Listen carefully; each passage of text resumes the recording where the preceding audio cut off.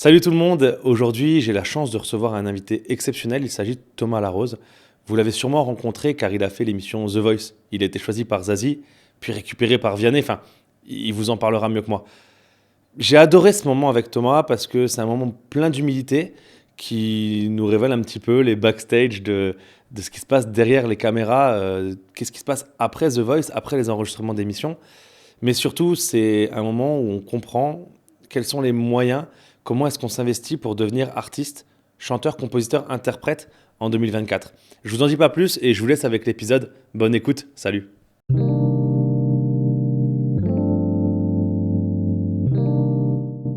Thomas, comment ça me fait plaisir que tu sois là. Je suis très content, enfin.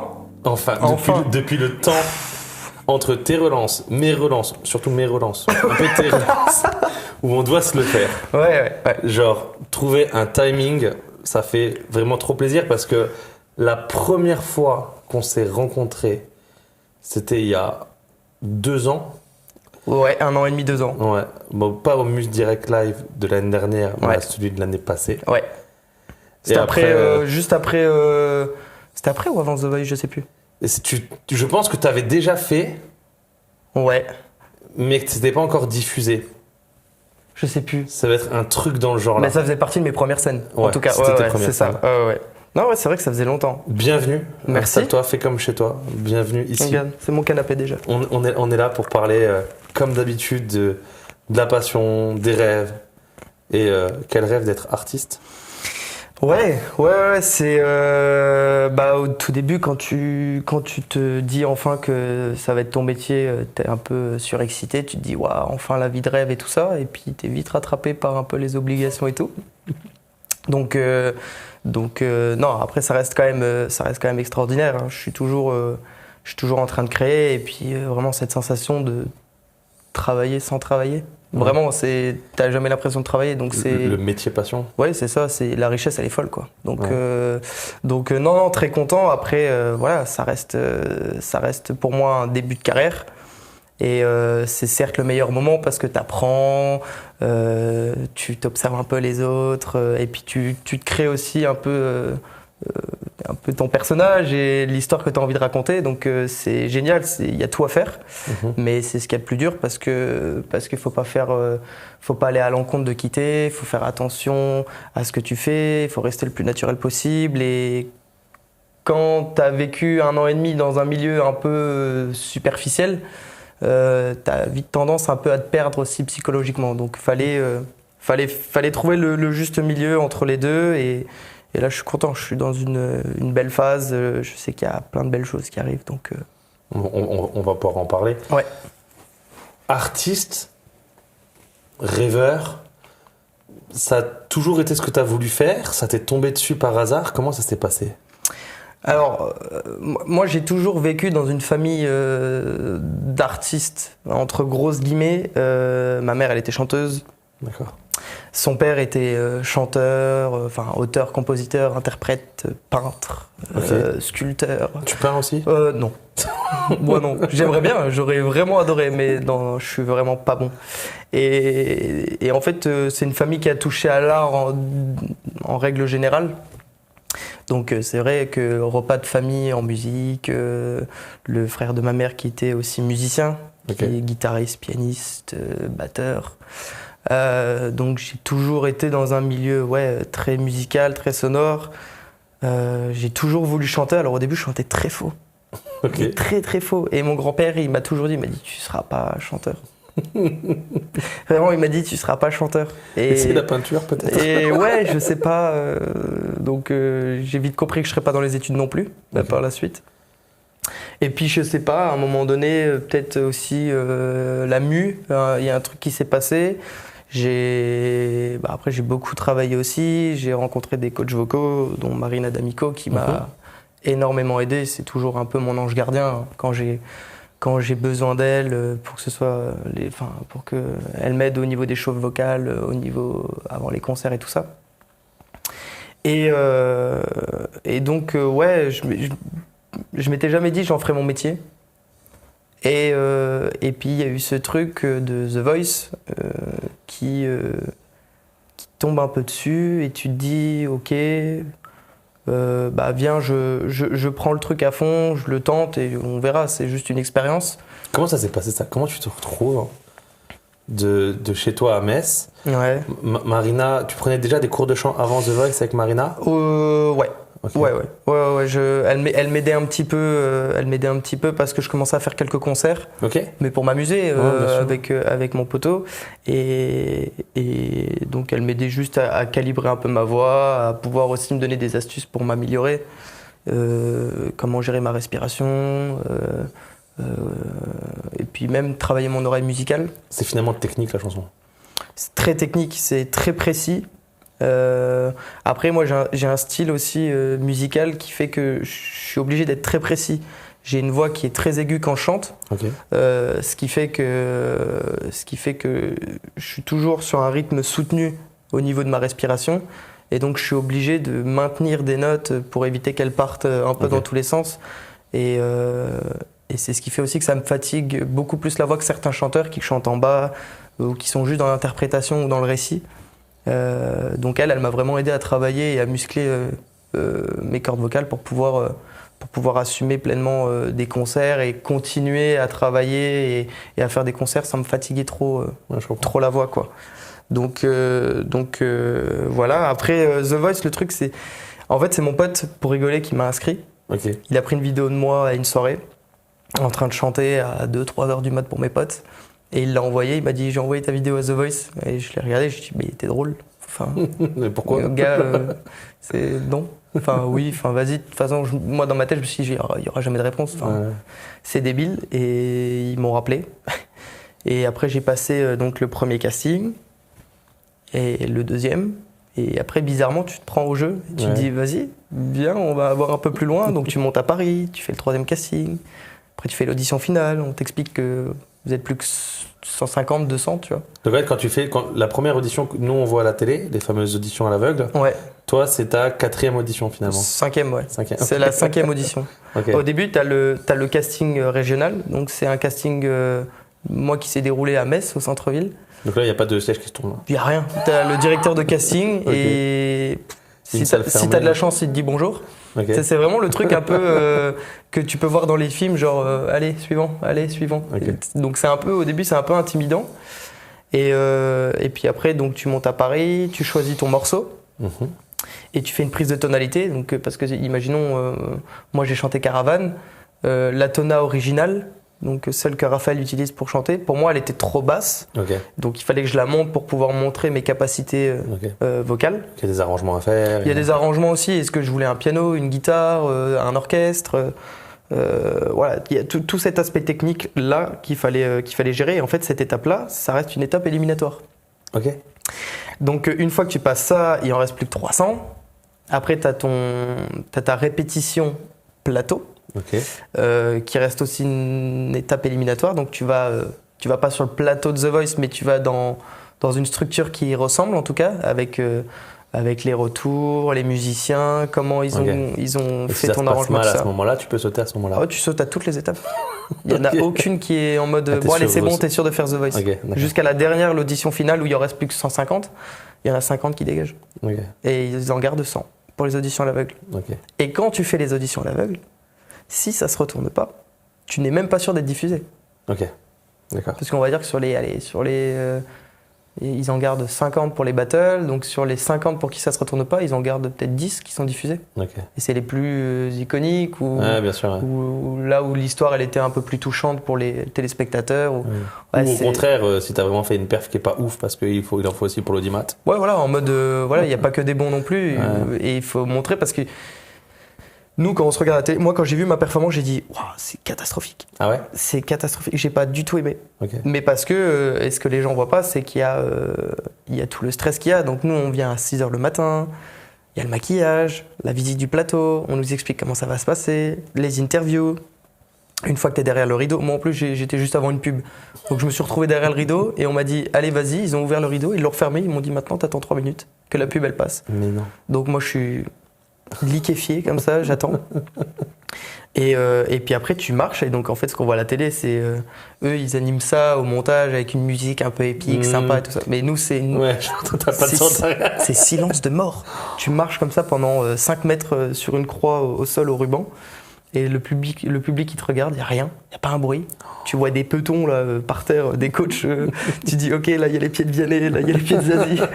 Et tu te dis, ouais. Et la musique, elle commence, les lèvres, elles sont toutes sèches, tu as la gorge serrée. Il faut que tu sortes ton morceau, quoi. Okay. Donc, moi, je sais qu'avec le stress, j'étais pas hyper satisfait de ma performance. Après, ça a marché, donc trop bien. Et puis après, voilà, les étapes, elles filent. Les battles, derrière, j'étais complètement relâché parce que moi, dans ma tête, je me suis dit, c'est bon, j'ai fait mon taf. Ça s'est retourné, que je perde maintenant ou plus tard, je m'en fous. Maintenant, c'est que du kiff, amuse-toi, tu vois. Donc, si on reprend un petit peu, c'est tourné dans les conditions du direct, mais on est d'accord qu'au moment où où on te voit, nous, à la télé, c'est pas en direct. Non, pas du tout. Donc toi, tu sais déjà plus tard, quand tu vas te voir à la télé, toi, tu sais déjà si tu as été sélectionné, si tu n'as pas été sélectionné, exactement. etc. On va rappeler, tu as été sélectionné par Zazie. Zazie, ouais, au départ. Il n'y a que Zazie qui s'est retourné Zazie et Vianney. Ok. Et Zazie, elle avait bloqué Vianney. Ouais, c'était la nouveauté de cette saison-là. Donc j'avais pas pu aller avec Vianney. Sinon, tu aurais pris Vianney. Je pense. Ouais, je pense. Rien contre Zazie, mais. Non, après, c'est le style musical. Moi, je suis quand même dans un style plus pop rock. En plus de ça, je suis guitariste. Donc il y avait vraiment ce rapport avec Vianney qui aurait pu être cool. Mais au final, j'ai juste eu à attendre une étape et j'étais chez lui. Donc, on va le raconter, mais ouais. Donc, du coup, toi, tu te retrouves chez toi, tu sais que tu as été sélectionné. Et à partir de quand c'est en direct? À partir des battles? Non, à partir des demi-finales. Ok. À partir des demi-finales. Moi, j'ai pas fait de direct. J'ai été éliminé avant. Donc, moi, quand l'émission elle a commencé à la télé, quand elle a été diffusée, moi j'avais déjà perdu et je savais où j'allais. Ok, d'accord. Alors, ce qui est bien, moi j'avais vraiment joué le jeu, c'est-à-dire que je l'avais pas dit à ma famille, j'avais pas dit à mes amis. Personne savait. Personne. Donc en fait, quand tes parents étaient sur place quand même le jour de The Voice? Audition à l'aveugle, ouais. Battle. Après, si mes parents étaient au courant parce qu'ils m'emmenaient à la gare. Voilà. Donc il fallait qu'ils sachent. Voilà. Et puis en fait, tout est tourné, c'est-à-dire que les auditions à l'aveugle, c'est en novembre. Ok. Et donc une fois que c'est passé, tu reviens en décembre. Je crois le 20 ou le 21, c'est 20, 21, juste 22. Avant Noël, quoi. Ouais, voilà. Tu reviens pour les battles. Donc si t'es pas de Paris, tu vas à l'hôtel pendant 15 jours avant. Donc c'est un peu le côté colo avec tous les chanteurs. Ah ouais? C'était extraordinaire. Incroyable. Pendant 15 jours, t'es avec tous les talents de The Voice dans un hôtel. Pourquoi est-ce que t'es dans un hôtel? Parce que t'as les interviews, t'as les répétitions. T'as les répétitions autour du piano avec ton coach et tout ça. D'accord. Ceux qui viennent de Paris, ils prennent le métro, ils viennent faire leur truc et puis ils rentrent chez eux. Mais nous, on est de. Enfin, moi, je suis de Metz. Du coup, tu t'es fait des copains? Ah ben, des amis. Ah oui, mais c'est plus. En fait, quand on voit les gens pleurer à la télé, c'est pas pour la compète. Hein. C'est parce qu'on est un peu dégoûté de partir de la colo. Tu sais, c'est comme quand t'es gosse, t'as passé un mois avec ton pote de colo de Montpellier et puis il faut reprendre le train et rentrer chez soi. Ouais, puis t'as des amours d'été, que ce soit amica ou. Ouais, c'est ça. Ouais, c'est ça. Et donc en fait, c'est ça le plus triste parce que tu crées des liens et puis en fait toutes les émotions elles sont décuplées parce que l'adrénaline, le stress et tout ça, donc t'es vraiment à fleur de peau durant toute l'aventure. Donc le moindre départ, ça fait trop mal au cœur. Et en plus, donc comme t'as plein de potes, t'en as qui partent au battle, puis après t'en as qui partent juste après, puis t'en as qui continuent, mais toi t'es plus là. Donc en fait, t'es tout le temps, tu pleures, t'es content, tu pleures, t'es content. C'est l'ascenseur émotionnel. Mais c'est génial. Déjà, ça te fait des trucs à raconter après dans tes chansons. Ou dans un podcast. Par exemple. Et c'est génial parce que ça. Moi, je sais qu'à l'heure actuelle, j'étais encore au téléphone avec Esme, qui était dans l'équipe de Zazie. On était tous les deux dans la même équipe. Qui aujourd'hui, elle a un parcours génial. Elle a été signée dans un label.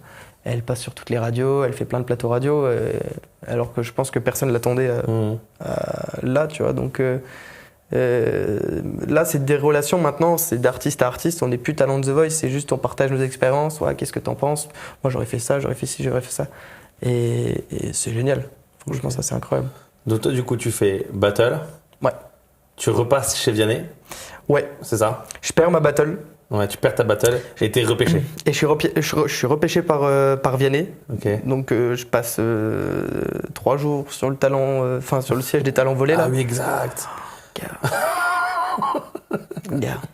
Horrible.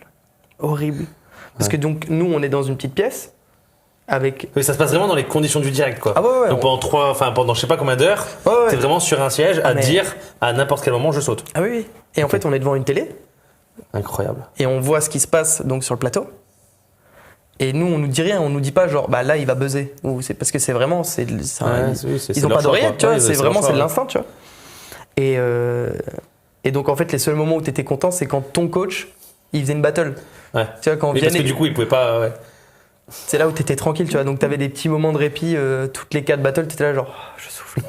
Là, je sais que je vais pas voler, tu vois. Mais ouais, c'était horrible pendant 2 jours. Donc tu vois toutes les battles en plus, mais le niveau, enfin. Oui, le niveau est monstrueux. C'était monstrueux et tu te dis mais pourquoi moi et pas les autres qui ont aussi un niveau de dingue, qui sont en plus du coup tes copains et qui sont aussi mes potes, tu vois. Donc t'as toutes ces questions là et j'ai toujours pas les réponses. Je sais pas pourquoi il m'a gardé moi, mais au final j'ai pu aller à l'étape d'après au cross battle. Ok. Et c'est à ce moment-là. Et c'est à ce moment-là où ça s'arrête pour moi. Je suis tombé contre le finaliste. Ouais. En vrai, il n'y a pas d'explication. Il m'a juste dégommé. Vraiment, il a été monstrueux. On est sur une émission de voix. C'est la performance, c'est la voix. Donc, moi, avec ma petite chanson de Je vole, c'est la petite comptine, je lui ai raconté mon histoire. Et lui qui a chanté Habibi de Kenji avec le violoncelle, l'orchestre, le truc, et puis sa voix qui part dans tous les sens. J'ai presque envie de te dire que j'avais pas beaucoup de chance.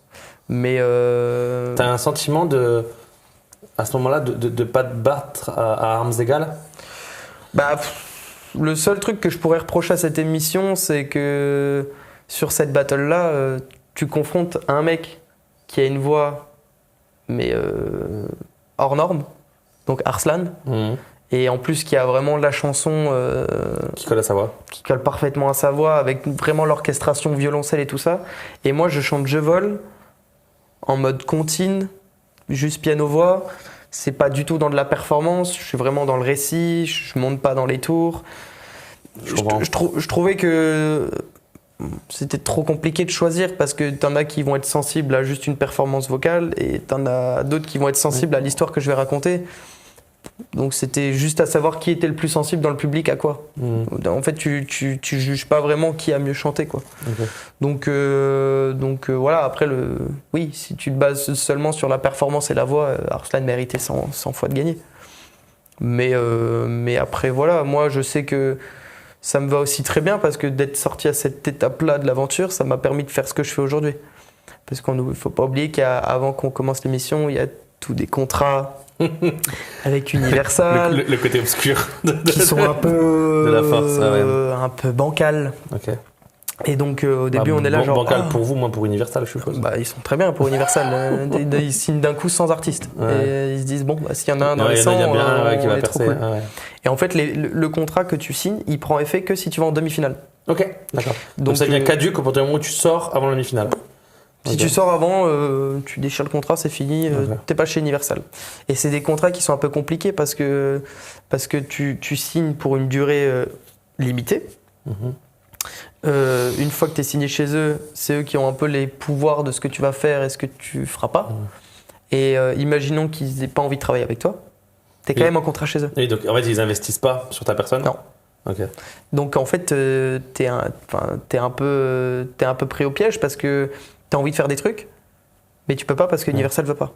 Okay. Donc soit tu es obligé d'attendre la durée pour que le contrat il se termine et que tu commences enfin à faire ce que tu veux faire. Mais gars, il y a 2 ans qui est passé déjà. Et il y a des nouveaux talents. Ouais, il y a des nouveaux talents. Et il y a déjà 2 nouvelles émissions The Voice. Donc t'es un peu passé. Ta fame, elle peut retomber. T'es un peu passé à l'as, tu vois. Et moi, je sais que donc j'ai pas eu ce contrat-là. Donc derrière, j'ai tout de suite enchaîné. J'ai rencontré des producteurs, j'ai été voir des maisons de disques, j'ai fait plein de scènes, j'ai fait plein de trucs et je devais rendre des comptes à personne. Et c'est ce qui fait qu'aujourd'hui, j'ai peut-être fait beaucoup plus de choses que des mecs qui sont tombés juste après toi finalement. Mais qui ont été en demi-finale ou même en finale et qui sont toujours pris au piège par ce contrat-là. Donc au final, pour moi, j'ai eu la visibilité que je voulais, j'ai eu mes 3 passages et j'ai raconté à travers mes passages ma vie et qui j'étais. Et j'en suis très content, l'émission elle est top, mais aujourd'hui je suis content aussi de ne plus être rattaché à cette émission-là. Tu vois. Bien sûr.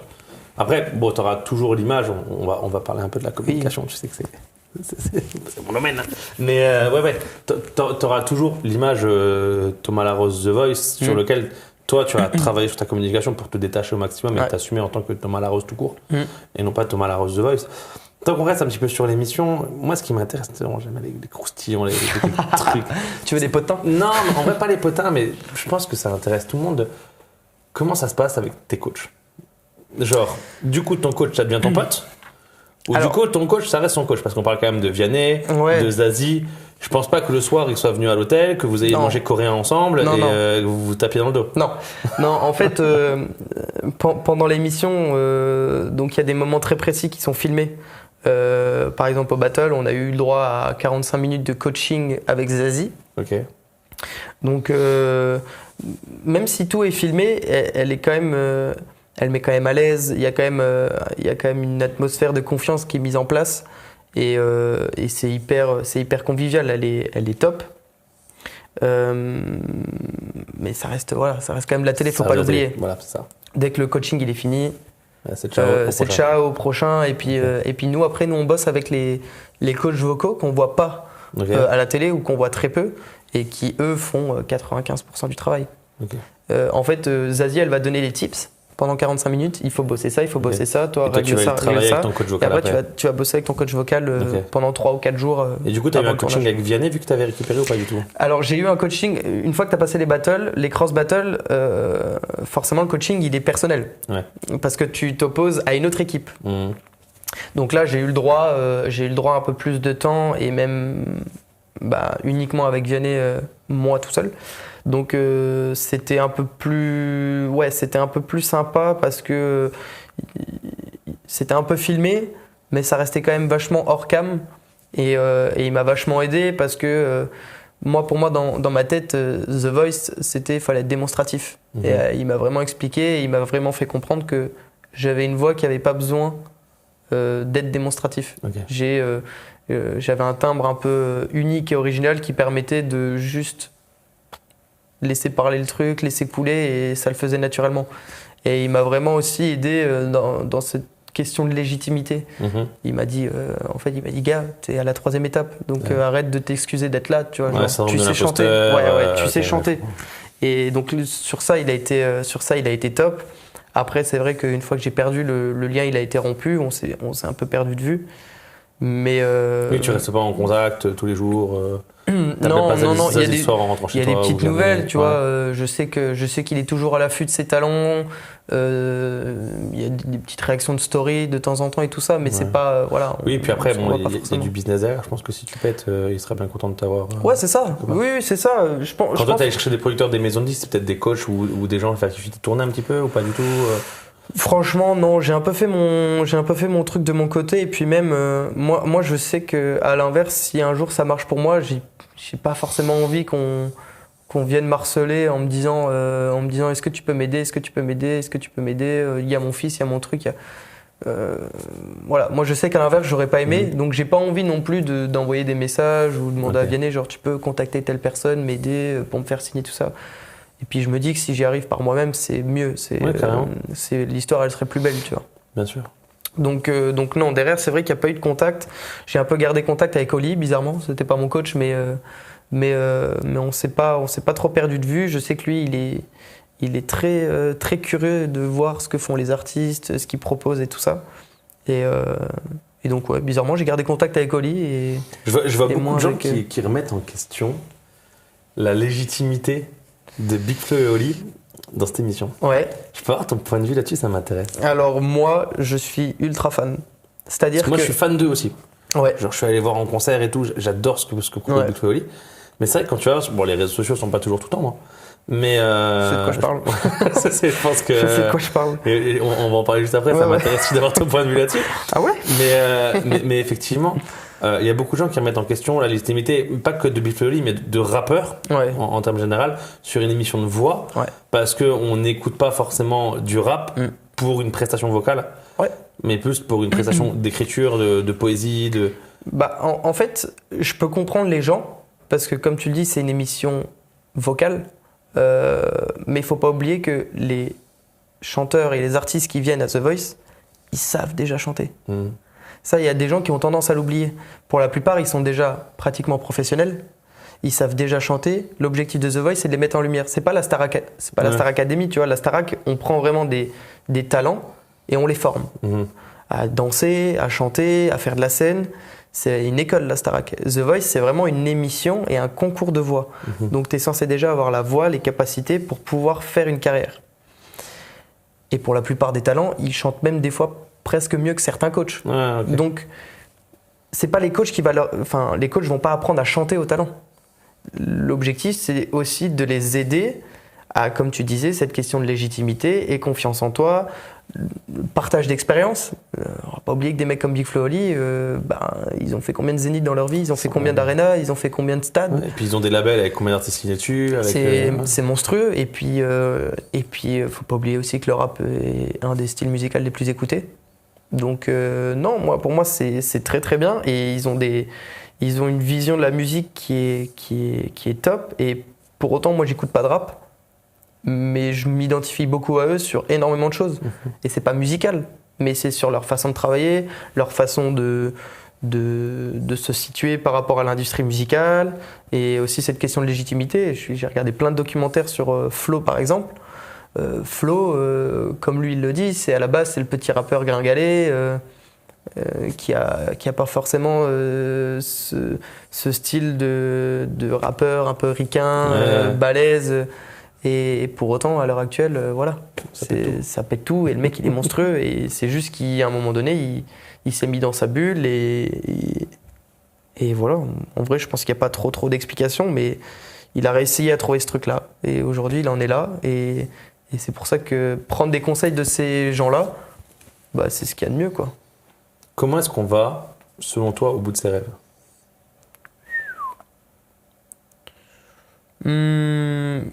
En n'ayant pas de regrets, ça c'est sûr et certain. Faut tout faire. Faut tout faire. Même si c'est mal, des fois, faut faire. Parce que déjà, si tu fais pas, tu risques pas de te péter la gueule. Et si tu te pètes pas la gueule, t'auras jamais de réponse à ta question. Ça c'est sûr et certain. Je pense qu'il faut faire un maximum de choses sans se perdre, bien évidemment. Mais il faut faire un maximum de choses et surtout pas avoir de regrets, parce que si à un moment donné... tu sais, la musique, c'est quand même qu'une question d'opportunité. T'as beau avoir un talent monstre, t'as beau être un bosseur de dingue, si à un moment t'as loupé le coche, la rencontre, le contact, la personne qui va faire que après tes morceaux ils passeront à la radio, tu vas faire des zéniths et tout ça, si tu loupes ce coche-là, t'as beau être le meilleur, c'est mort. Okay. C'est mort. La musique, c'est ça qui est génial, c'est que tout le monde a une chance. T'es pas forcément obligé d'être le meilleur pour réussir. Alors je te rassure tout de suite, moi j'ai aucune chance. On sait pas. Mets-toi la guitare, tu verras bien. Ouais, je te jure. Il suffit que ton do majeur il plaise à Vianney et puis c'est bon, t'es guitariste pour lui. Non mais on sait jamais. Mais ouais, pour moi c'est ça qui est génial, c'est que tout le monde a une chance de pouvoir faire de la musique. Contrairement à médecin, c'est vraiment des concours. Si t'as pas une connaissance monstrueuse, tu seras jamais médecin. Là, c'est que tout le monde a la même chance, tout le monde a possiblement les mêmes opportunités. Mais ce qui est aussi des fois un peu compliqué, c'est que t'as beau être le meilleur et ce sera pas toi. Ce sera celui qui sera un peu moins bon. Et parce qu'il aura été au bon endroit au bon moment. Et il aura rencontré la bonne personne. Donc, pour moi, la seule règle, c'est de tout faire. Fais tout ce que tu peux. Essaye de rencontrer le maximum de personnes, de prendre le maximum de chaque personne que tu peux rencontrer, des expériences, donc que ce soit échec, réussite. Faut tout prendre, quoi. Faut tout prendre et après, tu fais un bon brouillon de tout ça, un bon schmilblick, boum, et après, tu fais, quoi. Ok. Voilà. Pour moi, c'est la seule règle que j'ai. Mais tu vois, je reçois énormément de personnes ici. Je fais attention à ce qu'avant tout, ce soit des passionnés. Je pense qu'aujourd'hui, ce que tu veux entreprendre, quand je parle d'entreprendre, je parle de l'entreprendre au global, que ce soit professionnel ou personnellement parlant. Je pense que la différence, elle vient de la passion. Avant tout, il faut que tu sois passionné.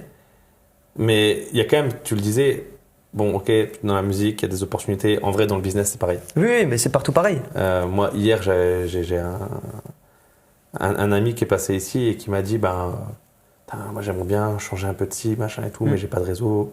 Il sait que moi, je travaille beaucoup bouche à oreille. Il me dit, toi, t'as fait comment ton réseau? Je dis, tu fais pas un réseau. Genre, je sais pas, je vais boire un verre là, je rencontre lui, on papote, on s'entend bien. C'est ça. On s'ajoute un numéro de téléphone, machin. C'est... Plus tu essaieras d'aller faire ton réseau et moins tu feras ton réseau. Tu vois ce que je veux dire? Et c'est comme les gens qui disent je veux percer. Ouais, c'est ça. C'est quoi cette phrase, je veux percer? Sois influenceur. C'est ça. Mais en fait, tu vois, tu as des escaliers quand même à monter. Et je suppose que des gamelles, tu as dû t'en prendre. Quelles sont tes belles gamelles? Quelles sont les gamelles que tu retiens et les gamelles qui t'ont servi? À la base, je faisais du rap. Mais non.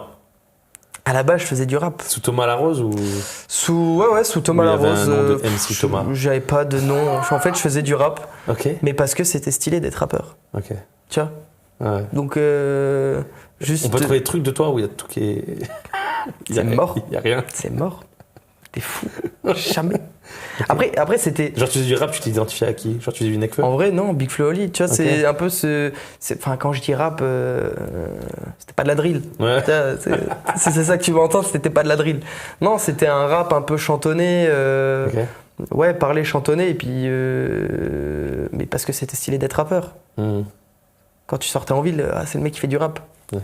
Ça en jette quand t'as 16 ans. Okay. Tu vois. Et ça fait partie d'une gamelle parce que rap de quoi? Je chante Caravane. Tu vois, genre, le contraste il est fou. Donc, ouais, c'est le genre de gamelle où je me suis dit, je suis parti dans ce truc-là à la base, mais ça m'a emmené là aujourd'hui. Donc, c'est des petites gamelles, hein, c'est gentil. Ouais, je touche du bois, il y en a pas, mais pour l'instant, j'ai pas eu de. Je sais pas si c'est du vrai. Pas sûr. Oula, on va prendre celui-là. Je touche du bois parce que pour l'instant, j'ai pas été confronté à de trop grosses gamelles. Les réseaux sociaux sont gentils avec toi? Maintenant, oui. Au début, c'était plus compliqué. Ton époque The Voice, quand toi t'es chez toi, j'imagine, quand toi t'es chez toi, que toi tu sais si t'es pris ou pas. Mec. Moi, tu vois, je veux dire, mais j'ai une passion, mais alors pas trop avec The Voice, mais avec la Star Academy. Il faut savoir que je suis un grand fan de la Star Academy. Oh. Ma passion, qui est une très mauvaise passion, c'est Twitter Starac. Sache que Twitter... Twitter est malsain. J'ai désinstallé Twitter il y a 3 ans. Ah oui. 3 ou 4 ans. Twitter est mauvais. Non, mais pour un artiste, c'est meurtrier d'aller sur Twitter. C'est meurtrier. En fait... T'as tapé le hashtag Thomas... Non, mais non. Je vais t'expliquer. C'est très drôle. Je suis tranquillement devant la télé avec toute ma famille, tous mes potes en train de regarder The Voice. Les auditions. Exactement. Ou toi, tu sais que tu passes. Ouais. Mais t'as des amis autour de toi qui savent pas que tu passes. Ils savent rien. Okay. Bon, après, ils m'ont dit, mec, tu fais une soirée. Ouais, c'est ça. Genre... Tu vois, genre, si t'avais perdu, t'aurais pas fait une soirée. Je dis oui, c'est vrai. Donc, on regarde l'émission, ça se retourne, tout le monde est très content, on boit un coup, c'est génial. Et là, je m'en rappellerai, j'ai vraiment mon pote qui vient me voir et qui me dit, mec, va pas sur Twitter. Moi, je le regarde, je dis, mais pourquoi? Il me dit, va juste pas sur Twitter. J'y vais. Bien sûr. Évidemment. Questionnement, voilà. Je vais sur Twitter, je regarde, je me fais dégommer. Mais je me fais dégommer. Le fils à papa, il veut quoi avec son petit foulard de con? Enfin, et j'en passe. Voilà, on va éviter de dire tous les gros mots qu'il y a eu, mais je me fais dégommer. Oui, un petit peu. Oui, ça c'était Instagram. Ouais, alors Instagram. Tu vois, c'est différent. Instagram, mais qu'est-ce que j'aime Instagram. C'est vraiment, il y a que de la bienveillance sur Instagram. Mais ouais, je me fais dégommer et j'ai vraiment cette image de fils à papa parce qu'en fait, The Voice, ils sont venus me filmer chez moi, là où je travaillais, donc j'étais en alternance. Je travaillais avec mon père et en fait tout a été tourné en mode mais mon père il a fait une blague à un moment donné en disant c'est mon directeur commercial et il rigole. Pas du tout, je fais des mails et des factures tu vois, genre comme n'importe quel alternant. Ouais, bien sûr. Et en fait au niveau du montage, The Voice ils ont fait un truc alors je sais pas si c'est volontaire ou pas, je pourrais jamais le dire, mais ils ont tourné vraiment ça en mode fils à papa. Et les retombées elles ont été un peu chiantes. Ouais, elles ont été un peu chiantes. Après, moi, j'ai un rapport aux réseaux sociaux qui est quand même assez simple. Je prends jamais à cœur les insultes, je prends jamais à cœur... T'arrives à prendre de la distance En fait, moi, on m'avait toujours dit, avant The Voice, on m'avait dit, tu verras, tu vas recevoir 1000 messages incroyables et 10 messages catastrophiques. et tu vas focus que sur le catastrophique. Il m'a dit c'est normal, hein. C'est le cerveau qui fonctionne comme ça. Ils te préviennent quand même, oui, The Voice, oui, t'as des gens qui t'accompagnent. T'as des psychologues et tout ça. Oui, ouais, t'es accompagné quand même maintenant. Ouais, okay. T'imagines Ouais, bien sûr, non, mais c'est monstrueux. Tu passes de rien. C'est génial de quand même qui non, prévoit tout est hyper bien suivi. Okay, et puis même durant la diffusion, donc même si t'es plus officiellement dans l'aventure, parce que tu sais c'est tourné avant, pendant la diffusion, il y a quand même des échanges, on a des groupes WhatsApp et tout ça en disant alors comment vous avez vécu votre passage, ça se passe bien, vous êtes comment psychologiquement, est-ce que vous avez besoin d'aide et tout ça. Il y a vraiment un suivi qui est très très cool. Mais voilà, moi on m'avait expliqué que j'allais vraiment focus sur les messages méchants et agressifs. Et au final, j'ai pas du tout eu ce ressenti-là. Que de l'amour sur Insta. Ouais, alors sur Insta à fond. Et là où ça a été cool, c'est qu'au battle, mon image elle a totalement changé. Parce que j'ai perdu. Ouais, ok. Donc j'ai été rattrapé, mais j'ai perdu. Et donc il y a eu peut-être ce truc de en fait il est peut-être pas privilégié, il perd un peu comme tout le monde, et en fait l'image elle a changé. Il aurait pas fallu que tu gagnes The Voice, ouais. Ouais. Bon, je pense que si j'avais gagné, je me serais fait un peu insulter. Mais ouais, les réseaux sociaux, c'est très très compliqué. Après, tu te rends compte qu'il faut toujours faire gaffe à ce que tu dis, ce que tu montres.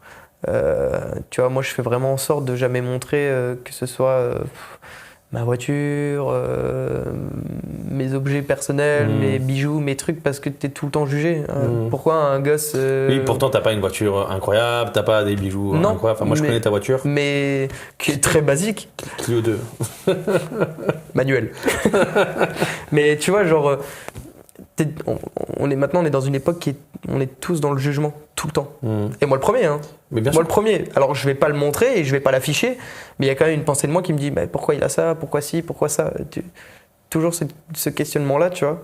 Alors que c'est un peu débile parce que on connaît pas les circonstances, on sait pas quoi, on sait pas comment. Et puis un mec, si ça te fait kiffer, ça te fait kiffer. Moi je suis content pour toi, tu vois. Et donc ouais, les réseaux sociaux pour ça a été compliqué. Après voilà, moi je l'ai très bien vécu. Maintenant je le vis très bien parce que... T'es encore très actif quand même, hein. Ouais, plus qu'avant. TikTok, Insta. Ouais, là j'ai repris des covers. Et j'ai trouvé un nouveau format de cover qui plaît vachement aux gens. Et là sur les dernières qui ont pas mal pété, je suis très content. Et puis là où je suis content, c'est que je vois qu'il y a de plus en plus de personnes qui viennent. Alors que normalement c'est censé être l'inverse. Tu finis The Voice, les gens ils partent pour venir sur les nouveaux talents. Et moi, au final, c'est une nouvelle communauté qui vient. Et quand je reçois des messages, c'est mais en fait, t'as fait The Voice. Ouais, c'est ta communauté. Et je suis là, genre, trop cool. Ouais. Tu vois, j'ai vraiment réussi à faire un peu ce passage The Voice artiste. Et ça, je suis très content. Et il y a des gens qui m'ont suivi depuis The Voice et du coup, qui voient maintenant, quand j'ai sorti mon premier single et tout ça, qui disent putain, ouais, je m'attendais pas à ce que tu fasses un truc comme ça, je suis trop content, c'est bien et tout. Donc. Ouais, le rapport, il est génial. Moi, je suis ravi. Et comment est-ce qu'on fait ça ? Comment est-ce que on s'affranchit de The Voice pour devenir Thomas Larose, artiste à part entière ? Je sais pas s'il y a vraiment de règles. Comment toi, c'était quoi ta méthode ? J'ai fait ce que je voulais. Alors, toujours dans la limite de raisonnable et en prenant le pour et le contre. Mais si j'avais envie... Parce que moi, on m'a toujours dit faut que tu te plies un peu aux tendances. Tu vois, en ce moment, c'est Taïk Dadju et fais peut-être une reprise de Taïk Dadju. Tu verras, elle va bien marcher, tout ça. Et j'étais là genre... Ouais, mais si c'est pas moi. Le but, c'est pas de faire 300 000 vues. Si c'est un morceau qui me représente pas, c'est un peu débile. Parce que je vais me créer une image qui est au final pas la mienne. Donc oui, ok, j'aurais peut-être 30, 40 000, 100 000 abonnés, mais si c'est pas moi, je vais pas entretenir un truc toute ma vie qui me correspond pas. Donc en fait, moi j'ai toujours fait par exemple des reprises où j'ai chanté des chansons qui me plaisaient, donc qui n'étaient pas forcément en tendance. Donc ça peut être, je fais des reprises de Vianney, je fais des reprises de... Des fois je vais même loin, tu vois, c'est Cabrel, Edith Piaf. Et pourtant, tu vois, c'est pas du tout de la tendance en ce moment. Mais ce truc de se le réapproprier avec ce côté acoustique et tout ça, moi, c'est ce qui me plaisait. Et au final, tu fais peut-être moins de vues que les gens qui vont reprendre du Taïk et du Dadju. Mais au final, tu fidélises beaucoup plus les gens parce qu'ils sont là pour vraiment ce que toi tu proposes, plus qu'un contenu que tout le monde propose. Tu vois, je l'ai fait une fois, j'ai fait le test et c'était très intéressant. Pierre Garnier, il sort de la Starac. Et donc mon photographe Hugo Lardonnet, que j'embrasse, qui me dit, mec, reprends la chanson de Pierre Garnier, mais genre, faut que tu la postes demain à midi. Ouais, genre Parce qu'il direct. sort son morceau à minuit, Ouais. et il faut que tu sois dans les premiers à faire une reprise et tout ça. Et je dis, j'aime bien le morceau, mais tout le monde va le faire. Et il me dit, oui, mais t'aimes bien le morceau, fais-le. Je dis, bon, allez, vas-y. Je fais la reprise, je la poste, et ça explose. Bah, Mais ça explose. Je fais 100 000 vues en 3 jours. ok. Le truc, il explose. Et je chante pas mieux que sur les autres vidéos. Je chante pas. C'est juste cette question de tendance, tu vois. Et c'est là que j'ai dit, waouh, la puissance des réseaux sociaux, des fois, ça peut être monstrueux. Et pour en revenir à ce que tu me disais de comment se détacher de cette image de The Voice et en faire vraiment l'image artiste que toi, tu as envie, c'est vraiment, je pense, c'est pas se plier forcément aux tendances si ça te correspond pas. Fais ce que t'aimes et les gens, ils seront là pour ce que t'aimes. À un moment donné, une fois que t'es en place, t'as beau faire n'importe quoi, hein. Les gens, ils sont là. Et ils sont là pour qui tu es. Ouais, bien Au sûr, final, ouais, c'est plus ça. que ce que tu proposes, tu vois. En fait, le but est peut-être de faire passer avant tout ta personnalité, Bah oui, ton personnage, bien sûr. qui en vrai, est-ce que on a commencé cette interview et tu m'as dit quand t'es artiste, il faut que tu trouves ton personnage, faire gaffe à ce que ton personnage dit. Moi, j'ai l'impression que ton personnage, c'est toi, enfin dans le sens où Bah, c'est ça. t'es pas quelqu'un de différent. Quand t'es Thomas Larose, de quand t'es Thomas que je croise le week-end à Metz. Ouais, c'est ça. Tu Je vois, suis exactement le même. c'est Mais quand t'as 23 ou 24 ans, ouais, est-ce que tu sais vraiment qui t'es? mais, très bonne question. Voilà. Donc c'est ça, c'est tout ce questionnement-là. Et puis en plus, quand tu as ce changement de vie, tu sais, moi j'étais étudiant, en alternance, puis du jour au lendemain, je passe à la télé. Et puis dès que la télé elle se finit, bah du coup j'ai dû arrêter les études parce que ça prenait trop de temps de faire la musique et les deux. Est-ce que t'as des gens genre qui t'ont écrit, genre à qui t'avais pas de nouvelles depuis 10 ans, qui ont pensé que t'étais la nouvelle pouleuse d'or Ah bah. et qui t'ont dit Thomas, mais tu te souviens pas de moi? Ah mais mec, Mais à la boulangerie la dernière fois, je t'ai laissé passer. j'ai tellement d'amis maintenant, beaucoup plus qu'avant The Voice. Oh, t'as pas idée. Tu les repères Bah bien sûr. de loin. C'est monstrueux, c'est monstrueux et c'est triste, mais moi ça me fait rire. Tu sais, je suis là genre ouais, bah ok, oui ça fait longtemps, on ira boire un coup, et puis non, on ira pas boire un coup. Mais pour en revenir à ce que je te disais, c'est vrai que quand t'as 23-24 ans, que en même pas un an tu passes d'étudiant à chanteur et t'es passé à la télé et t'as pris tes abonnés et tes vidéos elles pètent un peu, tu te perds gars. Ta tête, elle est là, genre, mais ok, mais qu'est-ce que je vais faire de ma vie? Parce que bah, pour l'instant, j'ai arrêté mes études, je suis chanteur, mais je gagne pas de thunes. Ouais. C'est dur, faut faire des concerts, mais si tu fais des bars et des restos, c'est pour faire des reprises, c'est pas pour faire tes chansons. Et il faut que tu bosses tes chansons, mais il faut que tu gagnes de l'argent. Enfin, il y a tout ce truc-là, il y a tout ce schmilblick qui rentre en compte, et c'est compliqué. Et il faut pas se perdre dans tout ça. Faut essayer de rester le plus humain, il faut être naturel et il faut pas oublier que nous, artistes, on a la chance de pouvoir faire passer des messages. Et c'est pour ça que le fait d'être le plus sincère, c'est ce qui permet aux gens de capter les messages et de pas... c'est dur à expliquer, mais de pas jouer un rôle pour aussi... tout simplement pour dire de la merde aux gens, quoi. Le but, c'est vraiment de les sensibiliser à ce que toi tu penses et quitter. Donc ouais, rester soi-même et pas perdre la tête. Et pour ça, les amis, la famille, c'est monstrueux. Ouais, c'est ce que j'allais te demander. Monstrueux. Comment tu t'es entouré? Je sais que très vite, tu as rencontré ou tu connaissais déjà Stéphane, Ouais, qui est mon manager. qui est ton manager, Ouais, qui t'aide énormément. c'est monstrueux. C'est monstrueux. Franchement, j'en serais pas là sans lui. Ça, Ouais. c'est sûr et certain. Ouais, Stéphane, qui est le patron de chez Direct FM. Qui est une radio locale ici à Ouais, Metz. exactement. Et qui, lui, en fait, m'a soutenu avant The Voice. En fait, quand je travaillais, parce qu'à la base, il travaillait avec nous, donc avec mon père et moi. Ok. Parce que mon père, il travaille dans la communication.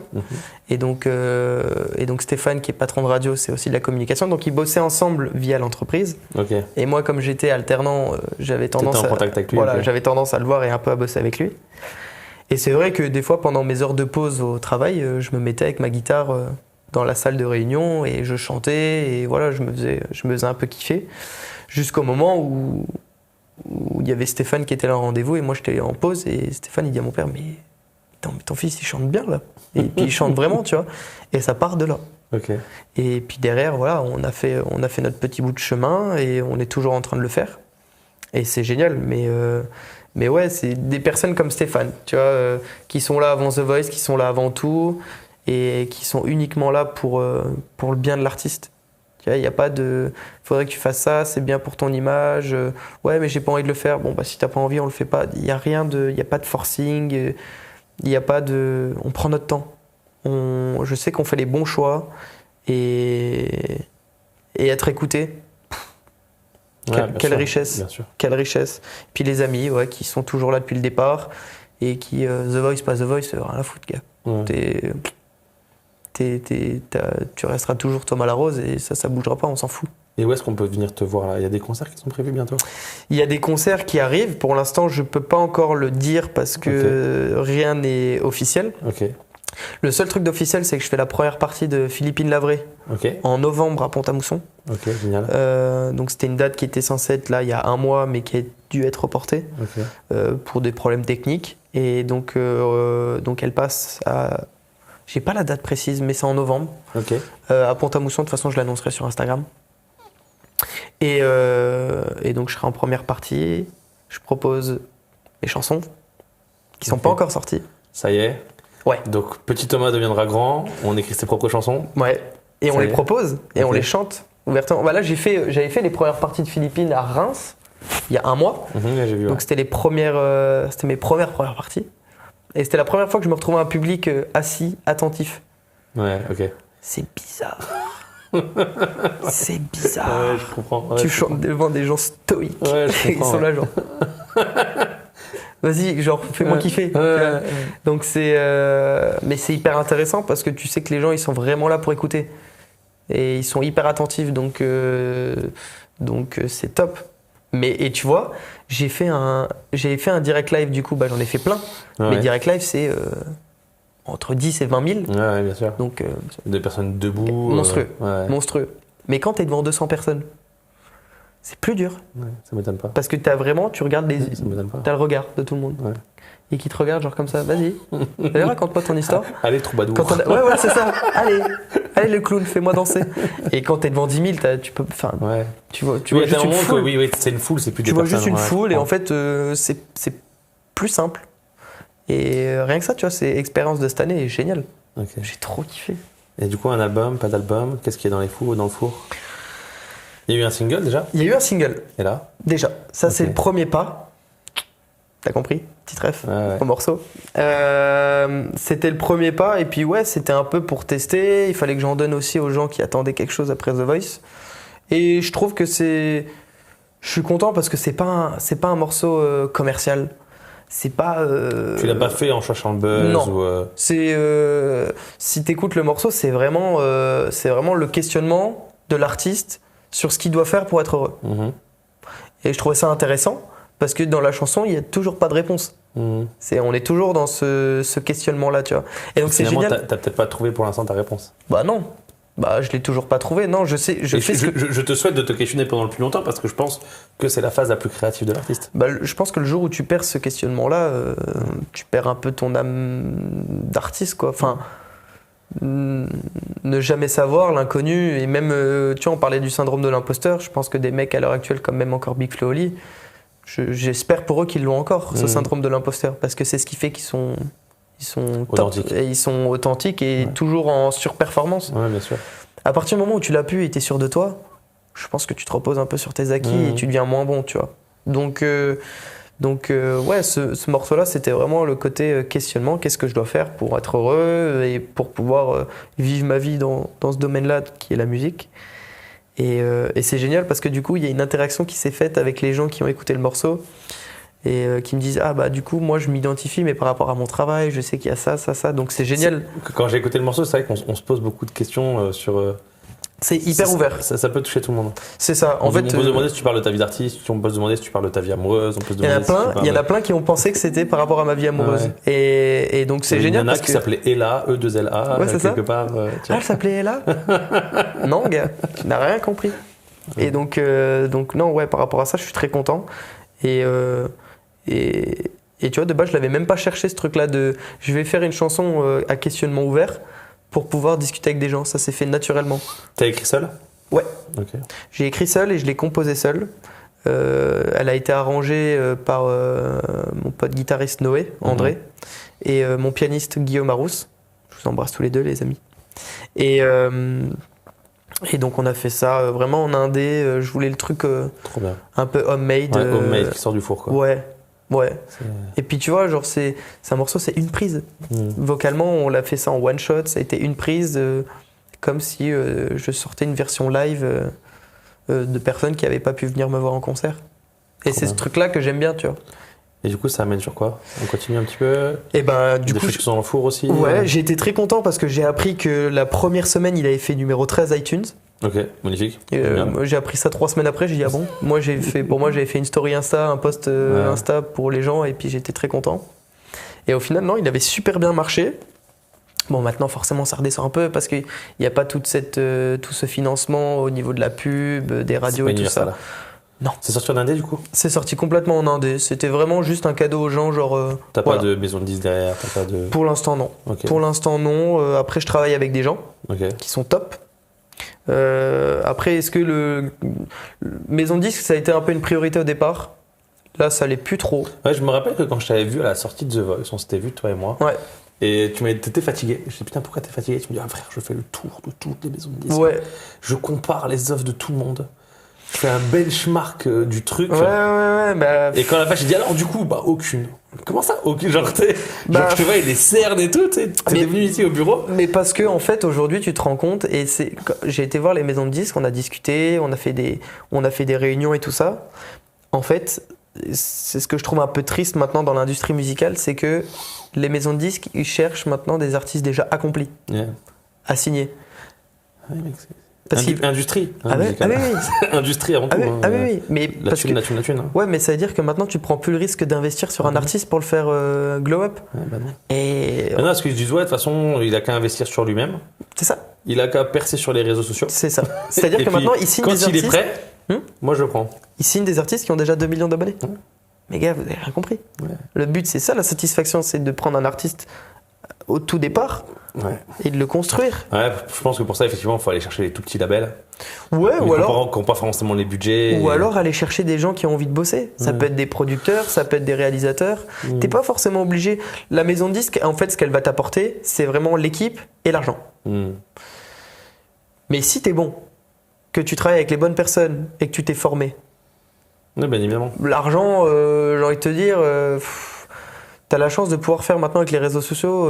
Oui, ça ne demande plus des moyens énormes. Non. D'ailleurs, ce que tu filmes sur TikTok, c'est filmé à l'iPhone. T'appuies, tu baisses la luminosité. C'est enregistré avec un micro qui n'est pas un Neumann à 9000 balles. C'est un Rode à 140 balles. C'est ça. Une carte son à 100 balles. Ouais. Et Logic Pro. Voilà, tu peux faire toutes mes maquettes qu'après on envoie en mixage et tout ça. Et là, ça a été... Bon, et là, on l'a fait en studio. Mais la maquette, qui est pas non plus si loin que ça que la version finale, c'est fait pour 400 balles, quoi. C'est ça. Mais de matos. C'est-à-dire qu'après, c'est un investissement qui est petit. Oui, bien sûr. Bien sûr. Et toutes les vidéos qu'on peut voir sur Insta, c'est fait avec le même matos. Et du coup, on te souhaite quoi? En album ou pas d'album? J'essaie d'avoir l'info. Oui. Moi, j'aimerais bien. Moi, j'aimerais bien. On est toujours en train de créer. Okay. Je sais pas si ça va être... Combien il y a de titres là qui sont prêts? Prêts? Ouais.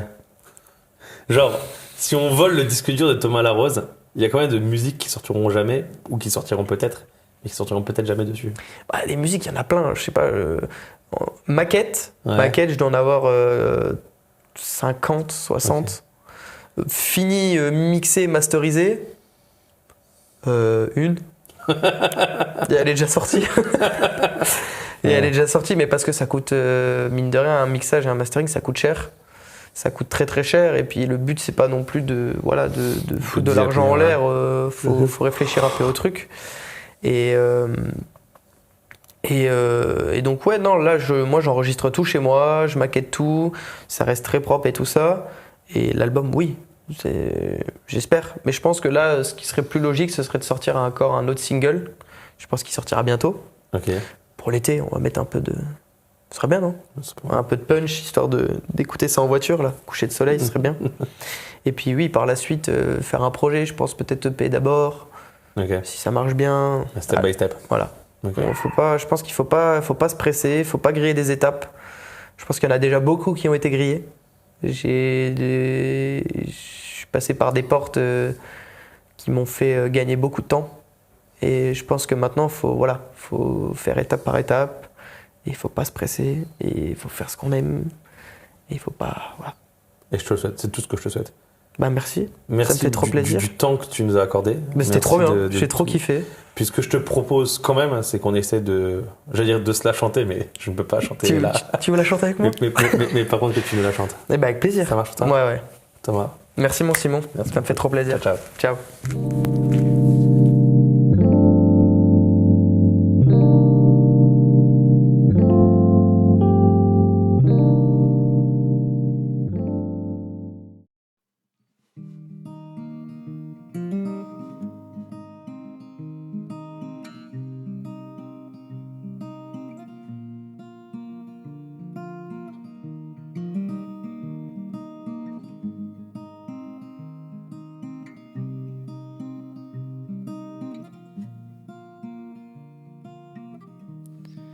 À quoi ça sert de refaire le passé? J'en ai mal au crâne de perdre du temps sans arrêt. L'envie devient de plus en plus forte. Impossible de l'oublier. J'ai besoin de la clé pour ouvrir la porte et de retourner le sablier. Et là, qu'est-ce que je vais faire? Faut que je fasse le premier pas. Et là, qu'est-ce que je dois faire pour que la magie opère entre mes doigts?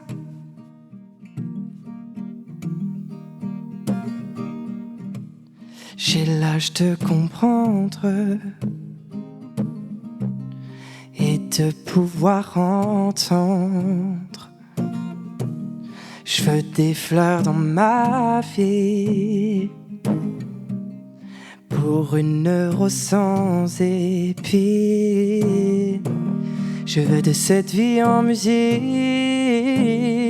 non, et être libre dans ma tête, comme une peinture à l'acrylique, pour enfin finir cette quête. Et là, qu'est-ce que je vais faire?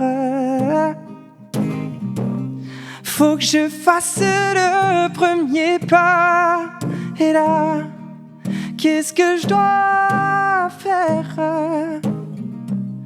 pour que la magie opère entre mes doigts? Oh, oh, oh. Entre mes doigts.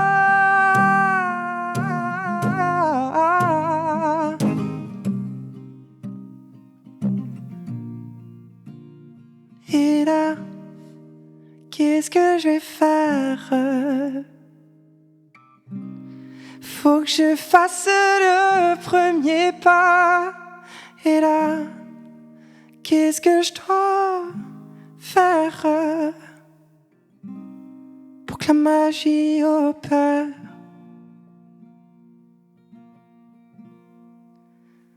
entre mes doigts?